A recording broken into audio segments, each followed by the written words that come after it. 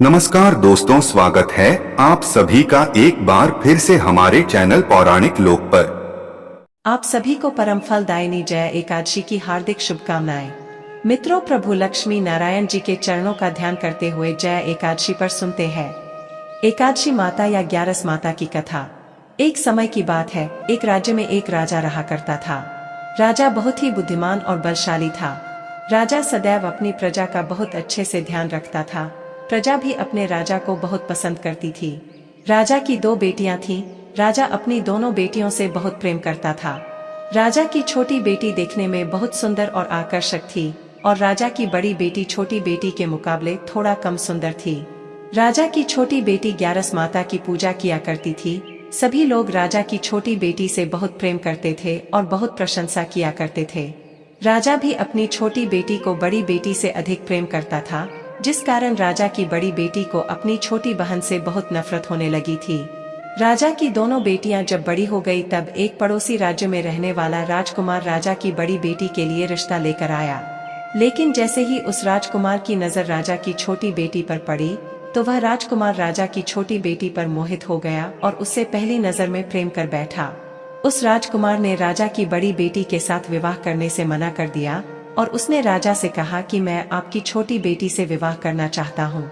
जिसके बाद राजा की बड़ी बेटी यह देखकर अपनी छोटी बहन से बहुत क्रोधित हो गई और राजा की बड़ी बेटी ने अपनी छोटी बहन को अपना सबसे बड़ा दुश्मन मान लिया। राजा की बड़ी बेटी ने अपनी छोटी बहन से बदला लेने का निर्णय लिया, जिसके लिए उसने अपनी छोटी बहन को जान से मारने का योजना बनाई। राजा की बड़ी बेटी ने अपनी छोटी बहन को मारने के लिए सबसे पहले एक लड्डू में जहर मिलाकर अपनी छोटी बहन को दे दिया और उसको लड्डू खाने के लिए कहा, लेकिन लड्डू खाने के बाद भी छोटी बहन को कुछ नहीं हुआ। बड़ी बहन यह देखकर बहुत आश्चर्यचकित हो गई, लेकिन बड़ी बहन ने हार नहीं मानी और उसने जब रात में छोटी बहन अपने कमरे में सो रही थी तब एक मटके में सांप को रखकर कमरे में छोड़ दिया। लेकिन सांप भी छोटी बहन का कुछ नहीं कर पाया। जिसके बाद बड़ी बहन ने अपनी छोटी बहन से कहा कि चलो हम लोग कुएं से पानी भरकर लाते हैं। जिसके लिए वह अपनी छोटी बहन को पानी भरने के बहाने से कुएं के पास ले गई और उसने अपनी छोटी बहन को कुएं में धक्का दे दिया। लेकिन छोटी बहन को तब भी कुछ नहीं हुआ, क्योंकि हर बार ग्यारस माता उसकी रक्षा कर रही थी। उधर बड़ी बहन अपने सारे प्रयासों के बाद भी असफल हो रही थी, जिससे वह बहुत क्रोधित होती जा रही थी। फिर उसने अपनी छोटी बहन के पास जाकर उससे खुद ही पूछा कि मेरी छोटी बहन, तुमको पता है भगवान ने सबकी मृत्यु एक निश्चित समय पर लिखी हुई है, पर बहन क्या तुमको पता है कि तुम्हारी मृत्यु कैसे होगी? क्या यह तुम जानती हो? तब छोटी बहन ने अपनी बड़ी बहन को बताया कि हाँ दीदी, मैं तो जानती हूँ मेरी मृत्यु कैसे होगी। छोटी बहन से यह सुनकर बड़ी बहन मन ही मन बहुत प्रसन्न होने लगी और उसने अपनी छोटी बहन से कहा कि बहन, मुझे तुम अपनी मृत्यु का राज तो बताओ। छोटी बहन के मन में कोई छल पाप नहीं था। उसने अपनी बड़ी बहन से कहा कि दीदी, मेरी मृत्यु, मेरे प्राण तो एक तोते में है। जो तोते के गले में एक हार है, उससे मेरी मृत्यु होगी। जब तक कोई भी व्यक्ति तोते को मारकर वहां हार अपने गले में पहन लेगा, मैं मूर्छित हो जाऊंगी और जैसे ही उस हार को अपने गले से उतारेगा तो मैं वापस से जीवित हो जाऊंगी।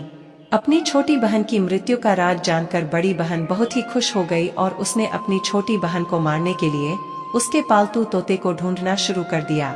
छोटी बहन को इस बात का आभास हो गया था कि कोई उसकी जान लेना चाहता है, जिसके लिए वह अपने पिताजी के पास गई और उसने अपने पिताजी से कहा कि पिताजी, मेरी मृत्यु के बाद मुझे जलाइएगा मत, बल्कि आप मुझे अपनी पुरानी वाली हवेली में एक पलंग में लिटाकर छोड़ दीजिएगा। अपनी छोटी लड़की की यह बात सुनकर राजा बहुत आश्चर्यचकित हो गए। राजा ने अपनी छोटी बेटी से पूछा, बेटी, तुम यह सब क्या कह रही हो? तब राजा की छोटी बेटी ने कहा, पिताजी, समय किसी के लिए नहीं रुका है। किसे कब क्या हो जाए किसी को कुछ पता नहीं है। और फिर राजा ने अपनी छोटी बेटी से कहा कि तुम ऐसी बातें क्यों कर रही हो? 2-3 दिन में तो तुम्हारा विवाह है। लेकिन छोटी बेटी ने अपने पिताजी को ऐसा करने पर मजबूर कर दिया और उनसे वचन ले लिया। राजा ने भी अपनी छोटी बेटी की बात स्वीकार कर ली और 2-3 दिनों के बाद जब शादी का समय आया तब राजकुमार बारात लेकर राजा के घर पर आया और राजकुमार और राजा की छोटी बेटी का विवाह शुरू हो गया। जैसे ही राजा की छोटी बेटी राजकुमार के साथ फेरे लेना शुरू करती है तो उसकी बड़ी बहन अपनी छोटी बहन के कमरे में जाकर उसके तोते को पकड़ लेती है और उसको जान से मार देती है और तोते की गले में जो था उसको अपने गले में धारण कर लेती है। जैसे ही बड़ी बहन उस हार को अपने गले में धारण करती है तो उधर छोटी बहन 3.5 ही फेरे ले पाती है और वहीं पर बेहोश होकर गिर जाती है। जिसके बाद राजा ने बड़े बड़े दर्द हकीमों को बुलवाया और अपनी छोटी बेटी का इलाज करने के लिए कहा। राजा की बात सुनकर वैद्य ने छोटी बेटी को जब जांच किया तो राजा को बताया कि आपकी छोटी बेटी ना तो जीवित है और न ही मरी हुई है। मैं ऐसा पहली बार देख रहा हूँ। राजा ने वैद्य और हकीम को यह बात बाहर बताने से मना कर दिया और उनको कहा कि अगर तुमने यह बात किसी को बाहर बताई तो हम तुम्हें फांसी दे देंगे। राजा ने अपनी छोटी बेटी को पुराने महल में जाकर एक पलंग पर लेटा दिया और वहां पर कुछ सैनिकों को तैनात कर दिया और वापस अपने महल पर आ गया। राजा की बड़ी बेटी अपने पिताजी के पास आई और कहने लगी कि पिताजी, अगर यह शादी संपन्न नहीं हुई तो आपकी इज्जत का क्या होगा? आप कहें तो मैं आपकी इज्जत बचाने के लिए राजकुमार से शादी करने के लिए तैयार हूँ। जिसके बाद राजा ने अपनी बड़ी बेटी की बात मान ली और राजा ने बड़ी बेटी को छोटी बेटी के कपड़े पहनाकर मंडप पर भेज दिया। लेकिन राजकुमार यह जान गया कि यह राजा की छोटी बेटी नहीं है बल्कि यह राजा की बड़ी बेटी है। लेकिन जब राजकुमार ने शादी करने से मना किया तो सभी लोगों ने राजकुमार को विवश करके राजा की बड़ी बेटी से बचे हुए फेरों को संपन्न करा दिया और विवाह करवा दिया। जिसके बाद राजकुमार राजा की बड़ी बेटी को अपने महल ले गया। राजकुमार राजा की बड़ी बेटी से ना तो बात करता था, ना ही उसको पसंद करता था और न ही उसके आसपास भटकता था। अब राजकुमार ने यह फैसला लिया था कि वह अपनी प्रेमिका को ढूंढ कर रहेगा और यह जानकर रहेगा कि उसके साथ हुआ क्या है। एक दिन राजकुमार अपने घोड़े पर सवार होकर राजा के पुराने महल के पास पहुंच गया, जहां पर उसने कुछ सैनिकों को देखा। महल के पास पहुंचकर राजकुमार ने जब महल को ध्यान से देखा तो वह समझ गया कि यह तो हमारे ससुर जी का ही महल है। तब राजकुमार ने सैनिकों से पूछा, तुम लोग यहाँ क्या कर रहे हो और इस महल के अंदर उस पलंग में कौन लेटा हुआ है? जिसके बाद सैनिकों ने बताया कि यहाँ पर राजा की छोटी बेटी बहुत समय से सोई हुई है। यह सब सुनकर राजकुमार बहुत प्रसन्न हो गया और वह तुरंत अपनी प्रेमिका के पास पहुँच गया और उसकी सेवा करने लगा। जैसे ही रात हुई तो राजा की छोटी बेटी उठकर खड़ी हो गई। राजकुमार यह देखकर बहुत खुश हो गया। उसने अपनी प्रेमिका से पूछा कि तुम यहाँ क्या कर रही हो? तुम मेरे साथ मेरे घर चलो। राजा की छोटी बेटी ने राजकुमार को सारी बातें बता दें कि मेरी जान एक तोते में बसी थी और मैंने यह बात सिर्फ अपनी बड़ी बहन को बताई थी और मुझे पता है कि उसने ही मुझे मारने का प्रयास किया है। उसके पास एक हार है जिसको वह सुबह पहन लेती है और रात को उतार देती है। जब तक वह हार को पहन कर रहती है तब तक मैं मूर्छित रहती हूँ और जैसे ही वह इस हार को उतार देती है तो मैं जीवित हो जाती हूँ। वो कहती है, जब तक मेरी बड़ी बहन के पास वह हार है तब तक मैं ऐसे ही जीवित और मूर्छित होती रहूंगी। अगर मेरी बड़ी बहन के पास जो हार है वह मेरे हाथ में लग जाए तो मैं हमेशा के लिए जीवित हो जाऊंगी। राजकुमार ने यह बात सुनकर राजा की छोटी बेटी के पास रहने का निर्णय ले लिया और उसने अपने बचे हुए सारे फेरे उस पलंग में लेटी राजा की छोटी बेटी के साथ ले लिए और अपना विवाह पूर्ण कर लिया और वहीं पर ही रहने लगा। देखते ही देखते कुछ समय में राजा की छोटी बेटी और राजकुमार की पत्नी पेट से हो गई। एक दिन राजकुमार को किसी काम से बाहर जाना पड़ा। तब छोटी बहन के पेट में बहुत तेज दर्द होने लगा। उसने ग्यारस माता का आवाहन किया, जिसके बाद वहां पर ग्यारस माता प्रकट हुई और उन्होंने अपने भक्त के दर्द को दूर किया और उसे एक पुत्र की प्राप्ति करवाई। उसी समय वहां पर अचानक से राजकुमार भी आ गया। राजकुमार ने ग्यारस माता को देखा तो वह आश्चर्यचकित हो गया और उसने तुरंत माता को प्रणाम किया और ग्यारस माता ने राजकुमार से कहा कि जब तुम्हारा पुत्र 5 वर्ष का हो जाए तो तुम अपनी पत्नी का हार लाकर इसके गले में डाल देना। और देखते ही देखते राजकुमार और राजा की छोटी बेटी का पुत्र 5 वर्ष का हो जाता है। तो राजकुमार अपने बेटे से कहता है कि बेटा, मैं कुछ काम से बाहर जा रहा हूँ, तुम अपनी माता का ध्यान रखना, और वहाँ से चला जाता है। राजा को बाहर निकलता देख बड़ी बहन के सैनिक देख लेते हैं और बड़ी बहन को जाकर सारी बातें बता देते हैं। जिसके बाद बड़ी बहन अपनी छोटी बहन के पुत्र को वहां से उठवा लेती है और उसको मरवा देती है और छोटी बेटी के पुत्र के 2 टुकड़े करवा देती है।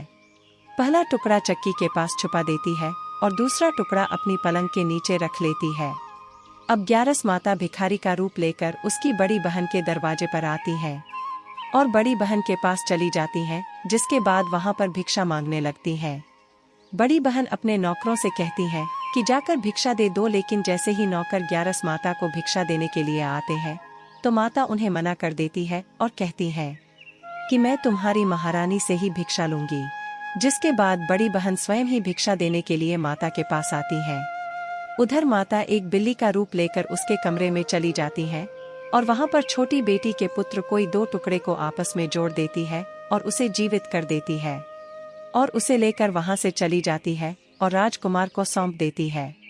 राजकुमार अपने बेटे को लेकर अपनी बड़ी पत्नी के पास जाता है और उसे कहता है कि तुम इसका ध्यान रखना, अगर तुम इस बच्चे का अच्छे से ध्यान रखोगे तो मैं तुमसे बात करूंगा।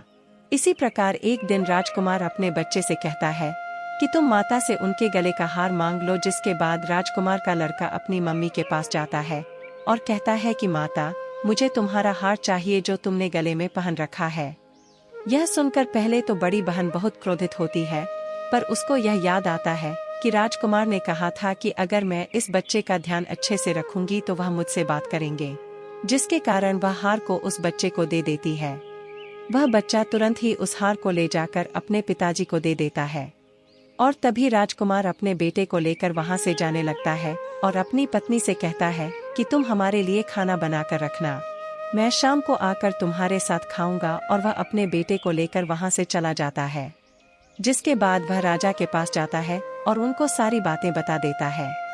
राजा अपनी बड़ी बेटी की यह कटु कर्म सुनकर बहुत क्रोधित होते हैं और उसे सजा सुनाता है और अपनी परवरिश पर ही दोष देने लगते हैं और राजकुमार को अपनी छोटी बेटी के साथ रहने के लिए आदेश देते हैं। यह थी ग्यारस माता की कथा। तो बोलिए ग्यारस माता की जय हो, एकादशी माता की जय हो। तो बोलिए भक्तों, श्रीमन नारायण नारायण हरि हरि, श्रीमन नारायण नारायण हरि हरि।